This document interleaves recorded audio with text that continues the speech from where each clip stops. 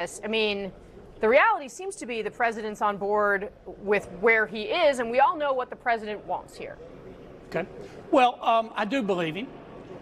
Here's my impression after sitting through the entire hearing. I was there from start to finish. Number one, the professor, as I call him, he used to teach at Stanford, did perfectly fine. Number two, the hearing today didn't change a single vote. Number three, the professor eventually will be confirmed. Number four, I don't know, though, what decade he'll be confirmed in. Number five, Senator Tillis is going to hold up his nomination. I've known Tom a long time. He's very capable, and he has no fire trucks left to give. He is serious as an aneurysm, and my advice to the White House, if they want to move this nomination, is to sit down with Senator Tillis and address his concerns. And that's what I think of today. Sounds like you're trying to send a message down Pennsylvania Avenue, as you often do.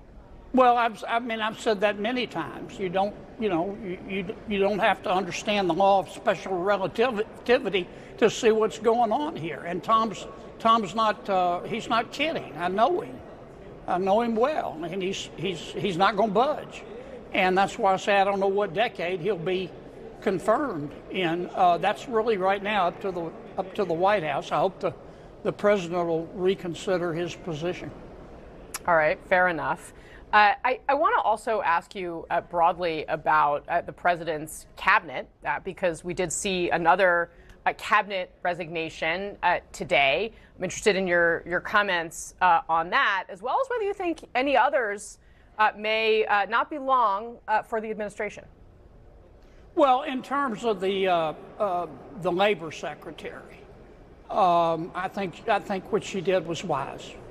I think she read the room. I think she should go home and have a very serious conversation with her husband, based on the reporting that I've seen. Will there be others? I don't know. My guess is after the midterms, win, lose, or draw, there will be some more changes. But that's up to the president. Do you have any concerns about the FBI director, Kash Patel's ability to do his job the way it needs to be done, considering some of the reporting that's been out there and the lawsuit that he's filed? I don't know if the article is true, Casey. I tried to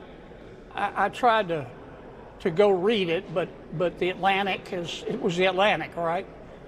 They're blocked by a paywall, and they want something like $250. I can send it to you. Yeah, they want something like $250 to subscribe, and I'm not going to do that. I don't know whether the stuff is true or not. I mean, the director says he's going to sue them for defamation, so we'll find out. I've never seen him drunk, if that's your question. Well, it was not originally my question, but it's certainly one. I appreciate you raising that. I mean, you talked to President Trump on occasion. You think President Trump has confidence fully in his FBI director? He's never indicated to me that he does not. But that's just a hard one for me to answer, because we've never talked about the FBI director. Mostly, when the president and I talk, it's about issues.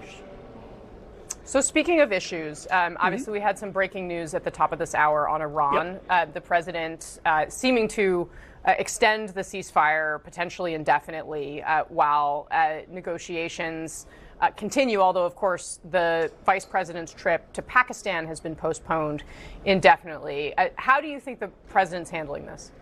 I thought, well, and I'll be glad to expand on that, but he announced an extension of the ceasefire. I think that was smart. And let me tell you, based on the classified and unclassified information that I have, you have to understand what's going on internally among the government, such as it is in Iran. It's like the cantina bar scene in Star Wars. You have a bunch of the new leaders Some of them are scared. All of them are angry. Some of them are crazy. They think that if they die, they'll go to heaven and get 72 virgins. They're going to be very disappointed when they find out it's 72 Virginians. But that's Would you describe it as a wretched hive of scum and villainy? I would describe it as dealing with Charles Manson. I mean, I was going with your Star Wars reference.